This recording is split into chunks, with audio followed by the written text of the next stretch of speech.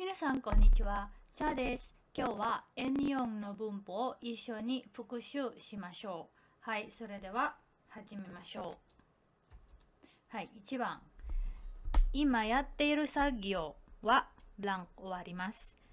今やっている作業はブランク終わります。Okay, minasang hindi na ako naglagay ng furigana kasi nga para kayo nang bahala dyan. Ngayon, kung hindi nyo maintindihan yung hatsuon ko or yung pronunciation ko is paki-search na lang no yung kanji na yan. Kasi nga, syempre, yung hatsuon natin is hindi naman siya pang native. Okay, so, ima yatteiru sagyo wa owarimasu. 1番、30分。2番、30分しか。3番、30分で。4番、30分o. Ano sa tingin ninyo yung tamang sagot dyan? Okay, so ang ating sagot ay 30分で. Yung ating pattern na quantifier plus particle de. Okay, so ang ibig sabihin yan, time limit na mga price, ganyan, time, quantity. Ayan, so sabi niya dito, so ibig sabihin, imayateru sagyo wa 30分で終わります. So matatapos na siya within ito 30 minutes. Ayan, so minsan dinudugtungan din nila ng ato 30分で, ato 30分で. Ayan, so 30 minutes na lang, matatapos na ako. Ganyan. Okay, so quantifier de. 次. 来年恋人ブラン結婚します。来年恋人ブラン結婚します。や、o, no, to. Ano sa tingin ninyo yung particle na ilalagay natin dyan? Okay, so sagot natin ay particle to. Kung kanino magpapakasal kapag merong kekkon shimasu is koibito to kekkon shimasu. Okay? はい、次。今朝外で掃除しました。ブラン1時間かかりました。今朝外で掃除しました。ブラン1時間かかりました。掃除したり、掃除するのに、掃除するかどうか。そう、掃除したら1時間かかりました。掃除するのに1時間かかりました。掃除する1時間かかりました。掃除するかどうか1時間かかりました。Okay? Ang ating sagot dyan is noni. Ne? Ayan. So, kesa soto de soji shimashita. Soji suru no ni 1時間かかりました。So, ang pattern natin dyan is yung ating noni na pattern. No? Meron tayong dalawang pattern ng noni sa N4, di ba? Ayan. So, una is yung itong rule form plus noni na to is to do something or in order to, at saka naman yung isa ay although. Ganun. Okay? Or even though. Okay? Kahit na. No? Ayan. So, ito, kesa soto de soji shimashita, soji suru no ni 1時間かかりました. So, para makapaglinis, it took me 1 hour. Ayan. Natatandaan nyo ba yung particle de sa ating N5 na ano ba? For example, ito, hasami de kono kami o kirimasu. Okay, so gamit ng particle de doon, hasami de gagamitin mo para makat mo yung ito papel, di ba? Para pangkat mo. So yung gagamitin mo na method o yung tools is yung hasami. Ngayon, pag i-apply natin yung pattern na noni, kono kami o kiru no ni hasami o tsukaimasu. Ayan. So para ma-cut ko yung papel, 'di ba? In order, 'di ba? Para ma-cut mo yung papel is gagamit ka ng hasami. So kami o kiru no ni hasami o tsukaimasu. Okay? 次。妹はゆうべ帰らなかったので母ブラン心配させました。妹はゆうべ帰らなかったので母ブラン心配させました。で、o, no, ya. Ano sa tingin nyo minasang? So, ibig sabihin, meron tayong sasemas, saseru, it means causative verb. Alam ko na alam ninyo na pag ginamit natin ang causative verb, ibig sabihin, alam mo yun, meron kang pinapagawan ng aksyon. 'di ba? Ito, malimit na gamitin natin ang sasemas na pattern is relationship between ng mother and a child, yung ganun. Yung meron tayong senior and then junior, ganun. 'Di ba? Mas mataas kaysa sa'yo, uutusan mo, ganun. Pero syempre, alam namang uutusan mo gamit ka ng sasemas doon sa mas mataas sa'yo, 'di ba? Sa superior mo, 'di ba? Ayan. So, ito yung pinaka main, no? Nagamit ng causative.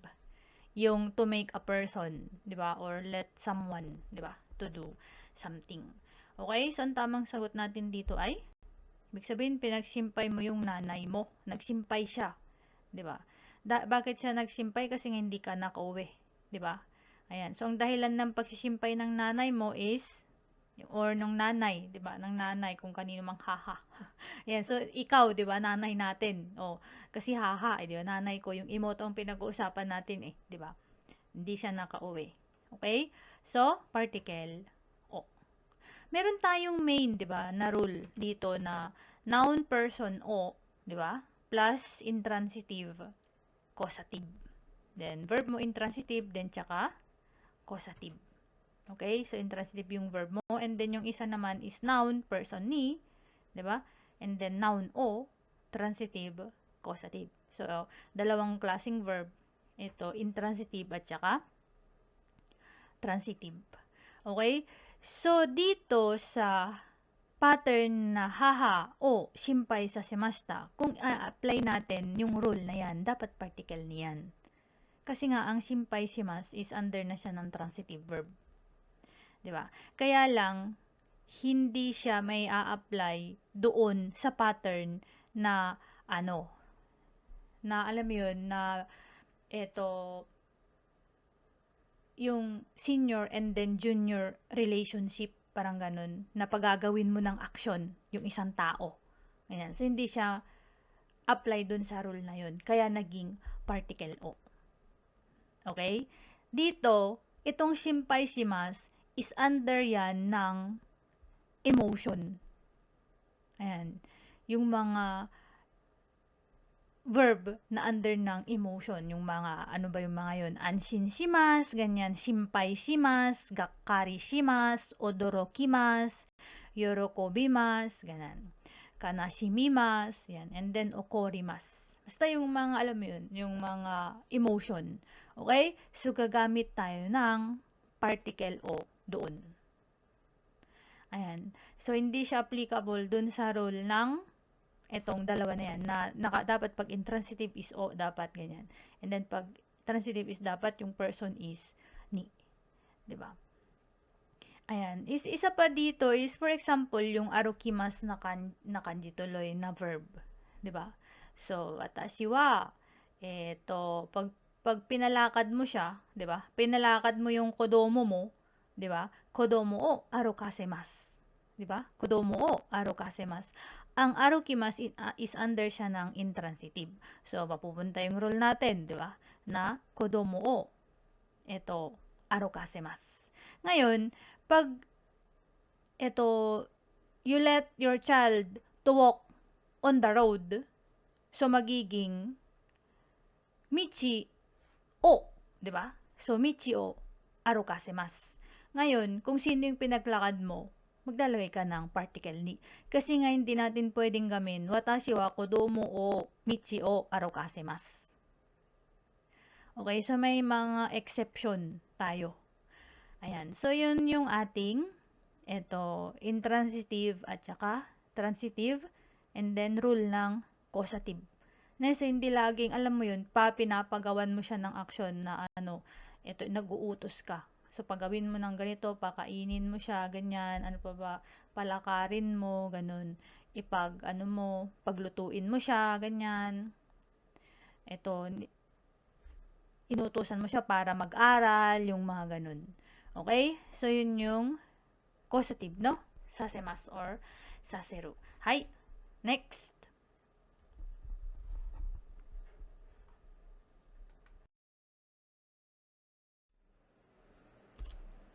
Sono panya-san no keiki wa, diyan minasan nga panya-san. Hai, sono panya-san no keiki wa totemo oishikatta no de, 10個。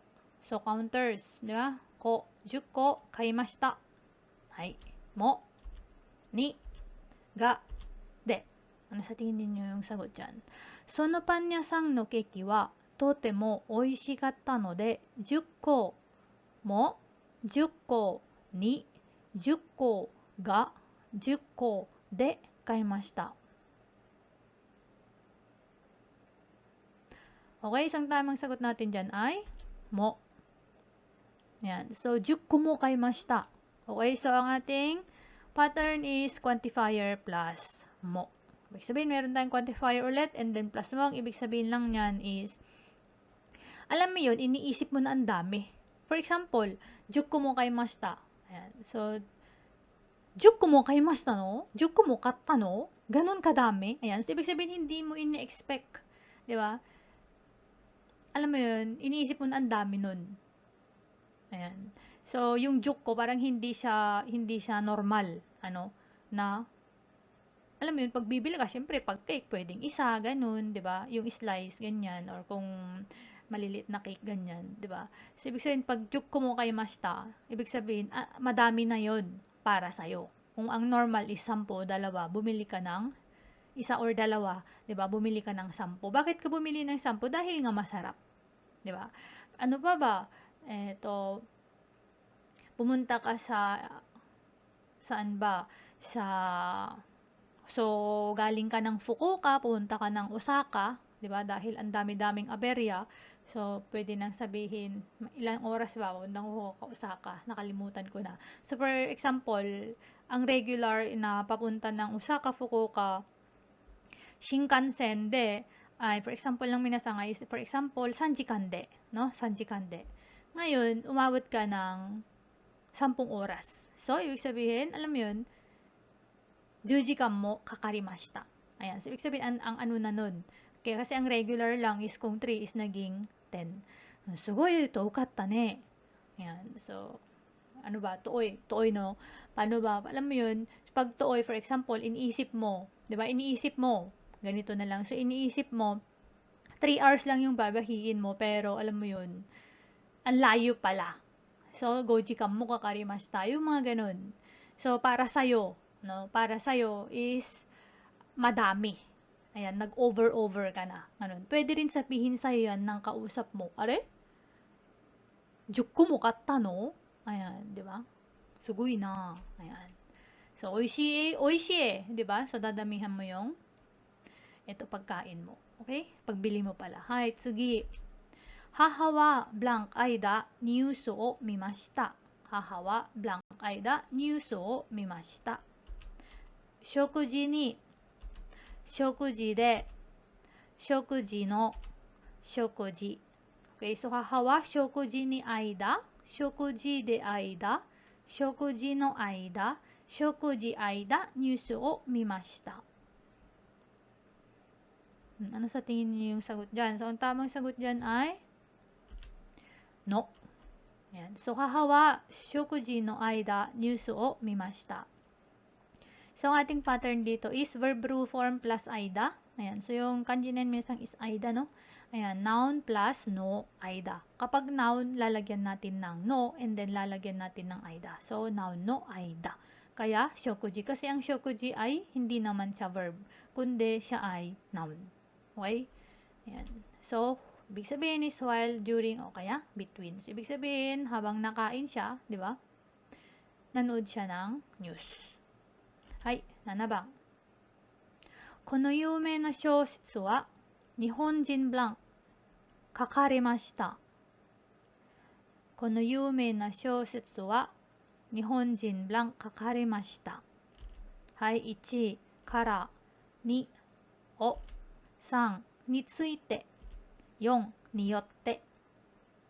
Ano sa tingin niyo yung sagot dyan? この有名な小説は日本人から日本人を日本人について日本人によって ayan, so tignan niyo yung verb, yung conjugation, saan naka-conjugate siya into passive, di ba?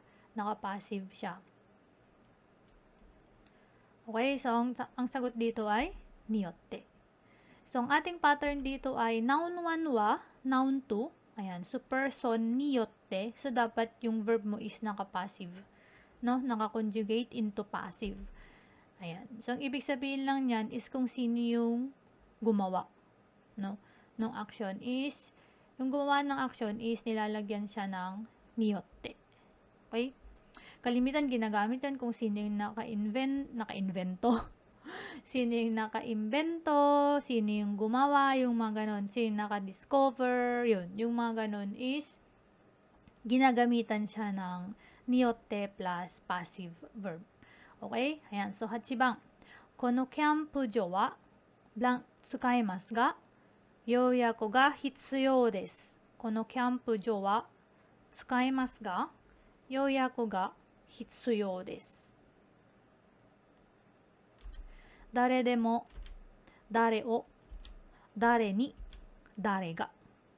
このキャンプ場は誰でも、誰を、誰に、誰が使いますが、要約が必要です。要約 is reservation. So, ibig sabihin ng 要約が必要, ibig sabihin kailangan no, ng reservation. So, kuno campujo, yung camping area. Ayan, kaya campujo. So, tsukaimasu, ibig sabihin, naka-potential tayo. Ibig sabihin, ito, tsukau koto ga dekiru. Ne? Able to, do. Ayan, so, pwedeng gamitin. Di ba? So, pwede gamitin dahil nakadari tayo, tao ang pinag-uusapan. Ayan, di ba? So, ang ating tamang sagot dito ay dare demo. Ayan, so dare demo. Ibig sabihin, kahit sino pwedeng gumamit. So, kono kyampujo wa, dare demo tsukaimasu ga? Ayan, pwedeng gumamit kahit sino, kaya lang kailangan magpa-reserve. Okay? Yan, so meron tayong dare demo, di ba? Yung mga ating interrogative, nilalagyan natin ng demo, it means anyone. Pag non-demo, means anything. Eto, itsu demo, anytime, and doko demo, anywhere. Okay? Hai. Tsugi. Yan, so ibig sabihin, merong conversation. Yan, so ilagay natin yung conversation. Ayan, so sabi ni Isa, ne? Jun-san, doyobi ka, nichiyobi, nomi ni ikanai? Ayan, so nag-i-invite ito, no? Papunta, mag-inuman sila, nomikay. No? John-san, doyobi ka nichiyobi, nomi ni ikanai? Sabi naman ni John-san, ii ne. Doyobi wa youji ga aru kedo, nichiyobi blank daijoubu da yo. Minasan, nanda to omoimasu ka? John-san, doyobi ka, nichiyobi nomi ni ikanai? Ii ne. Doyobi wa youji ga aru kedo, 日曜日ブラン大丈夫だよ。はい。なのに、だから、なら、でも。So, sabi niya kasi, John-san, 土曜日か日曜日、gusto mo bang mag-inuman tayo or magnomikay, di ba?